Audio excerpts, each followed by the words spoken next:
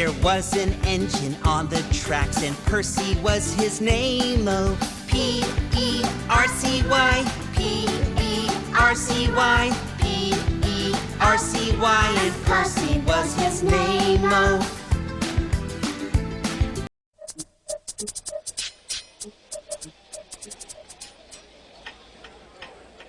Sir Topham Hatt sat in his office listening to the noise outside. The passengers were angry. The station master came in. "There's trouble in the shed, sir. Henry is sulking. There's no train, and the passengers are saying this is a bad railway." "Indeed," said Sir Topham Hatt, "we cannot allow that." He found Gordon, James, and Henry looking very cross. "Come along, Henry. It's time your train was ready." "Henry's not going," said Gordon. "We won't shunt like little tank engines. That was Thomas's job. We're important tender engines. You fetch our coaches and we will pull them. Tender engines don't shunt." "We'll see about that," said Sir Topham Hatt. "No engine on my railway is too important for small jobs." And he hurried away to find Edward. The yard has never been the same since Thomas left to run his branch line, he thought sadly. Edward was shunting. "Leave those freight cars, please, Edward," said Sir Topham Hatt. "I want you to push coaches for me in the yard." "Thank you, sir. That will be a nice change." "That's a good engine. Off you go, then."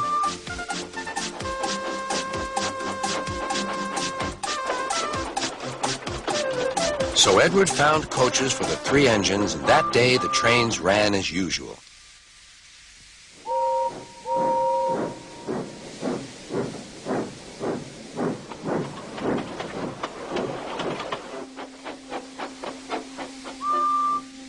But next morning, Edward looked unhappy. Gordon came clanking past, hissing rudely.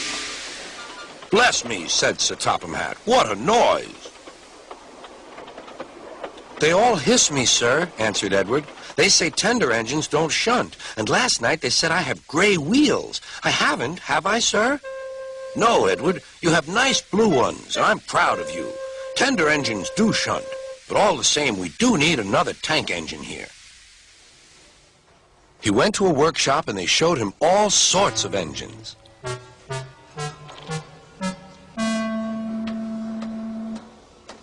At last he saw a smart little green engine with 4 wheels. "That's the one," he thought. "If I choose you, will you work hard?" "Oh, sir. Yes, sir." "That's a good engine. I'll call you Percy." "Yes, sir. Thank you, sir." And Sir Topham Hatt brought Percy back to the yard. "Edward," he called, "here's Percy. Will you show him everything?" Percy soon learned what he had to do, and they had a happy afternoon.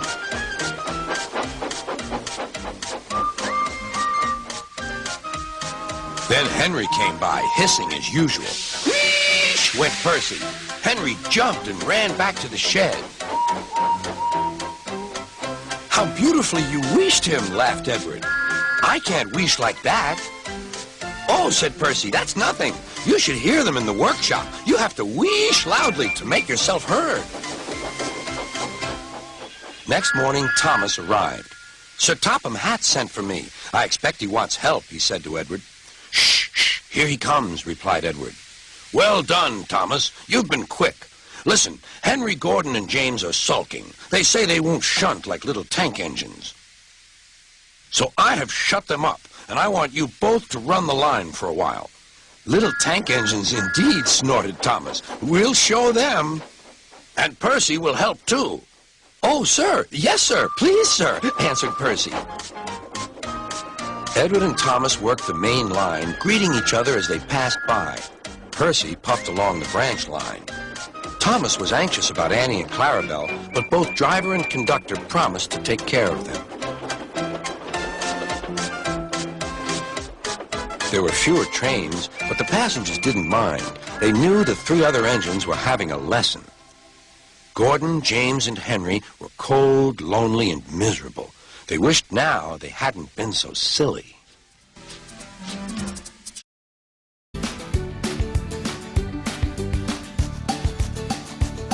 There was an engine who was green, and Percy was his name. Oh, E-R-C-Y, E-R-C-Y, E-R-C-Y, and Percy was his name-o.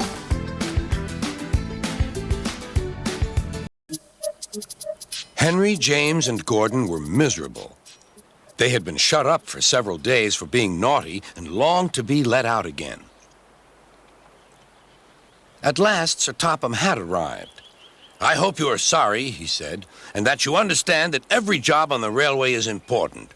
We have a new tank engine called Percy, who helps pull coaches, and Thomas and Edward have worked the main line nicely. But I will let you out now if you promise to work hard."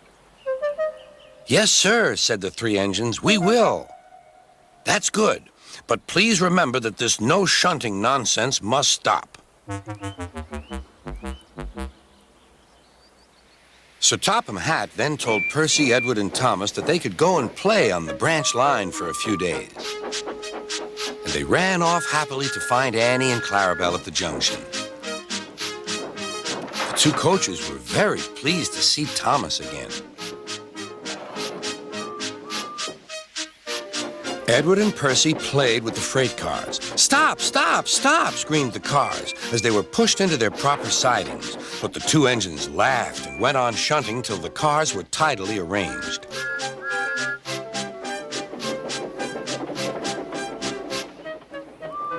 Next, Edward took some empty cars to the quarry. Percy was left alone. He didn't mind that a bit. He liked watching trains and being cheeky to the other engines. "Hurry, hurry, hurry," he would call, and they got very cross.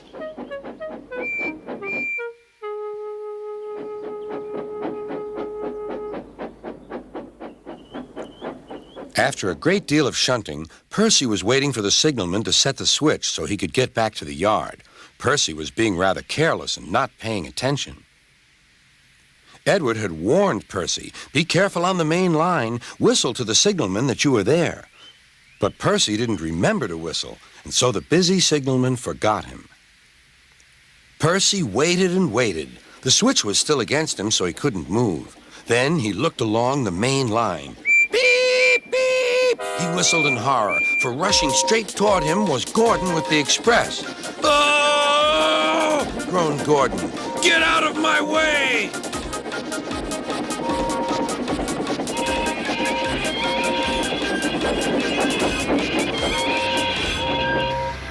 Percy opened his eyes. Gordon had stopped with Percy's buffers just a few inches from his own. But Percy had begun to move. "I won't stay here. I'll run away," he puffed. He went straight through Edward's station and was so frightened that he ran right up Gordon's hill without stopping.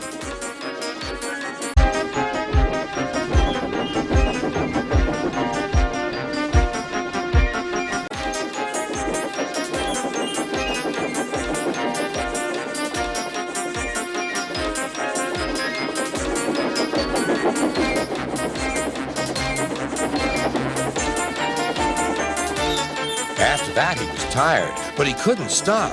He had no driver to shut off steam and apply the brakes. "I want to stop! I want to stop!" he puffed. The man in the signal box saw Percy was in trouble, so he kindly set the switch. Percy puffed wearily onto a nice empty siding, ending in a big bank of earth. He was too tired now to care where he went. "I want to stop! I want to stop!" "I have stopped," he puffed thankfully. "Never mind, Percy," said the workmen as they dug him out. "You shall have a drink and some coal, and then you'll feel better." Presently, Gordon arrived. "Well done, Percy. You started so quickly that you stopped a nasty accident." "I'm sorry I was cheeky," said Percy. "You were clever to stop," replied Gordon. Then Gordon helped pull Percy out from the bank. The two engines are now good friends, but Percy is always most careful when he goes out on the main line.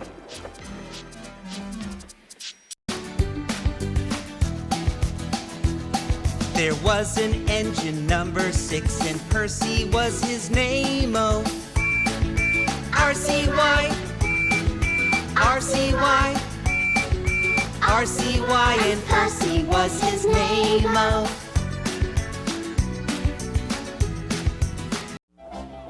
One day Henry wanted to rest, but Percy was talking to some engines. He was telling them about the time he had braved bad weather to help Thomas. It was raining hard. Water swirled under my boiler. I couldn't see where I was going, but I struggled on. Oh, Percy, you are brave. Well, it wasn't anything really. Water's nothing to an engine with determination. Tell us more, Percy. What are you engines doing here? Hissed Henry. This shed is for Sir Topham Hatt's engines. Go away. Silly things, Henry snorted.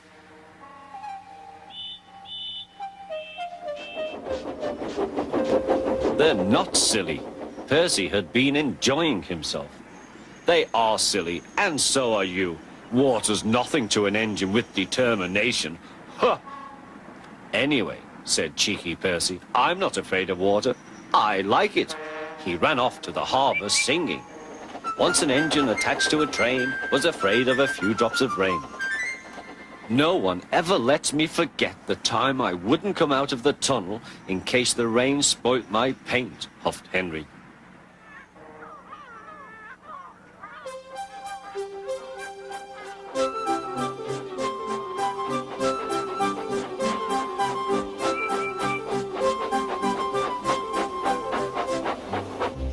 Thomas was looking at a board on the quay.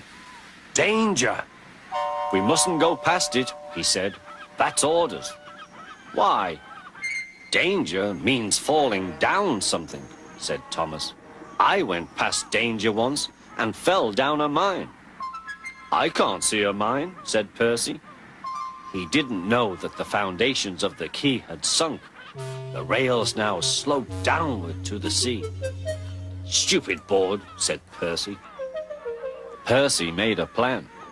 One day, he whispered to the cars, will you give me a bump when we get to the quay? The cars had never been asked to bump an engine before. They giggled and chatted about it. Driver doesn't know my plan, chuckled Percy. On, laughed the cars. Percy thought they were helping.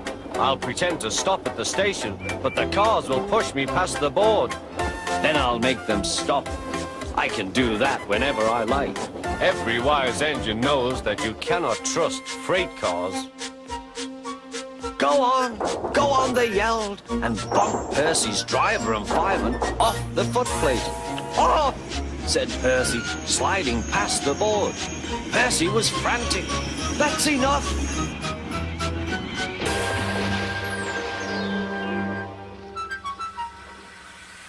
Percy was sunk.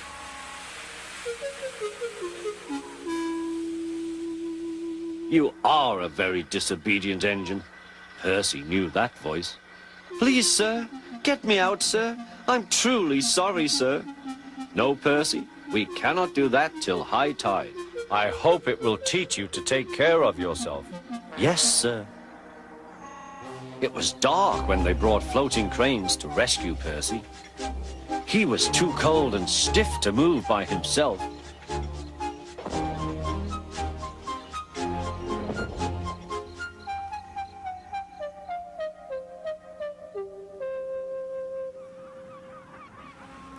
Next day, he was sent to the works on Henry's freight train.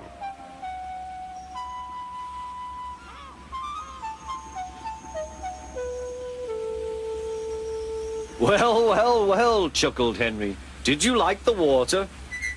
No. I am surprised. You need more determination, Percy. Water's nothing to an engine with determination, you know. Perhaps you will like it better next time. Percy is quite determined that there won't be a next time.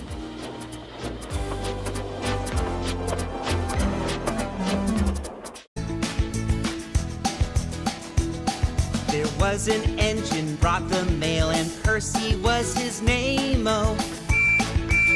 C-Y, C-Y, C-Y, and Percy Percy was his name, oh. At night, when the other engines are tucked away in their sheds, you can still hear the faraway call of an engine's whistle and the clickety-clack of train wheels turning. This is the sound of the mail train. One train is pulled by Thomas and the other by Percy, as the loads are too heavy for one engine to do the work alone. The mail is loaded into freight cars at the harbors, and the engines pull their trains through the silent stations, delivering their precious loads.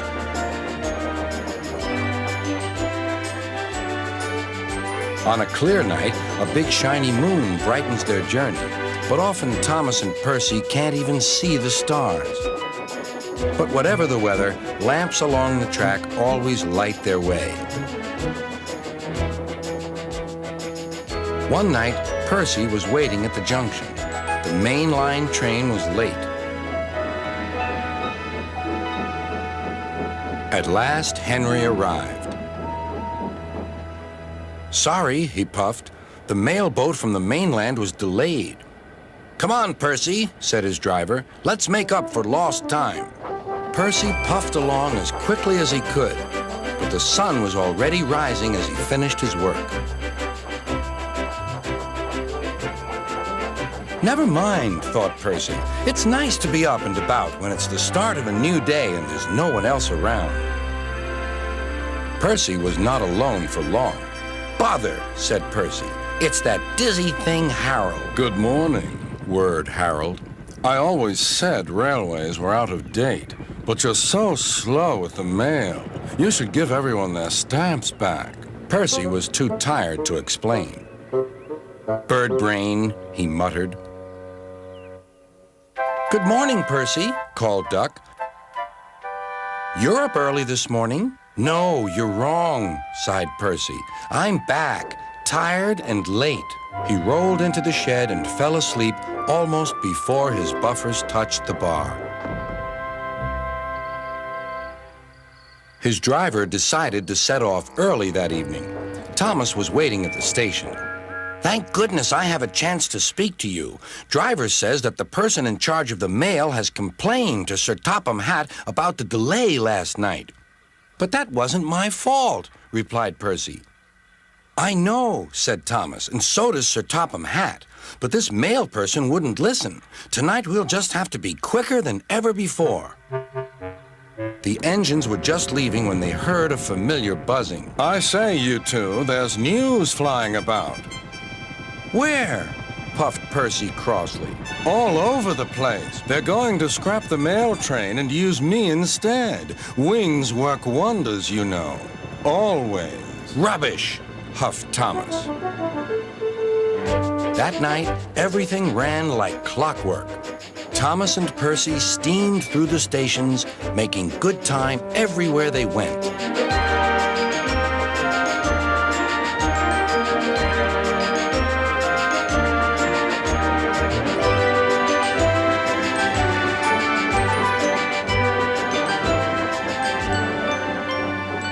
At a station, Thomas noticed a man looking cold and worried. He had missed his train home.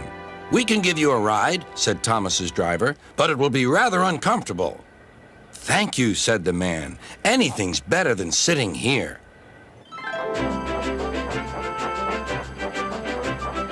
The next afternoon, Percy passed the airfield and saw Harold.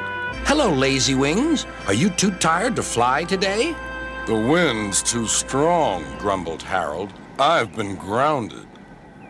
You need rails, laughed Percy. They work wonders, you know. Always.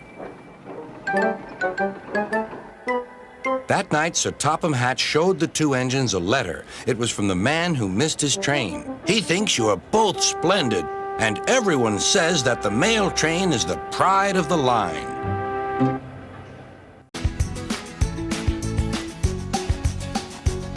There was an engine right on time, and Percy was his name, oh. Why? And Percy was his name, oh.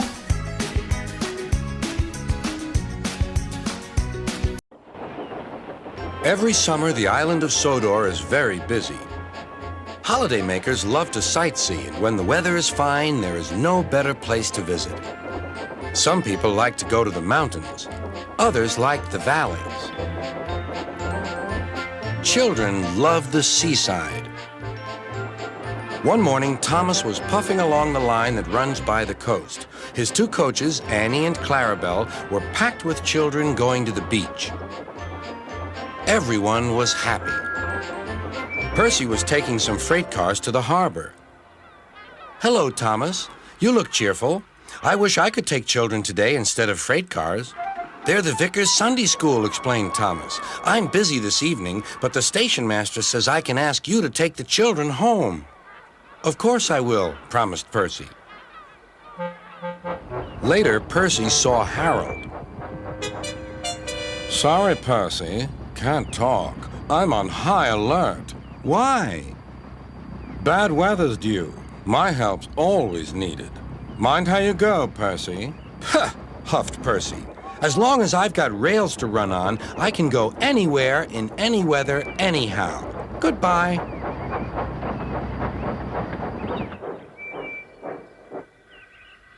"Be careful," warned Edward. "There's a storm coming." A promise is a promise, thought Percy, no matter what the weather. The children had a lovely day, but by tea time, dark clouds loomed ahead. Annie and Clarabelle were glad when Percy arrived. He was just in time. The rain streamed down Percy's boiler. Ugh, he shivered and thought of his nice dry shed.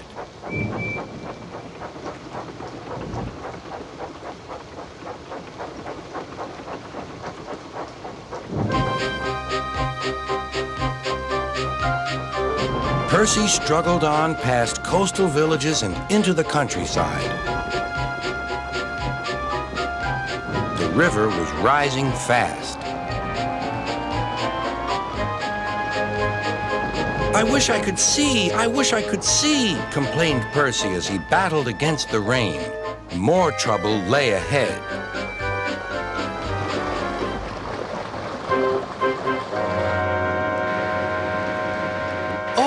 Hissed Percy. "The water is sloshing my fire." Percy's driver and fireman had to find some more firewood. "I'll have some of your floorboards, please," said the fireman to the conductor. "I only swept the floor this morning," grumbled the conductor, but he still helped.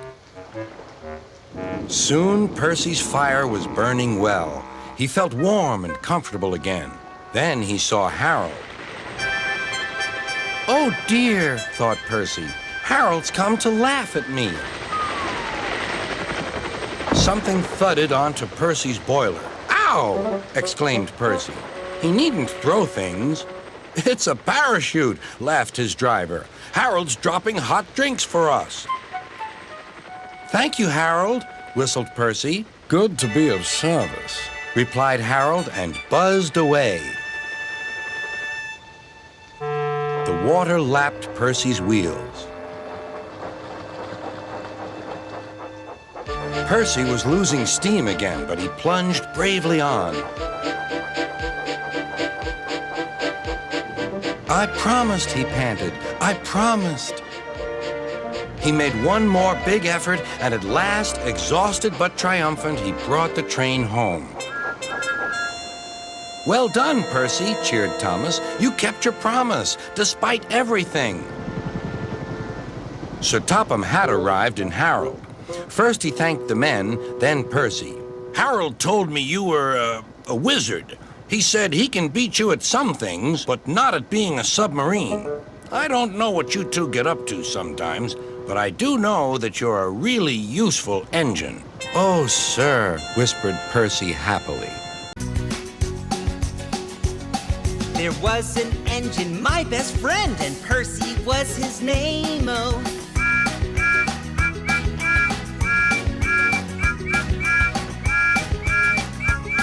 And Percy was his name, oh. Aw, thanks, Thomas. You're my best friend, too.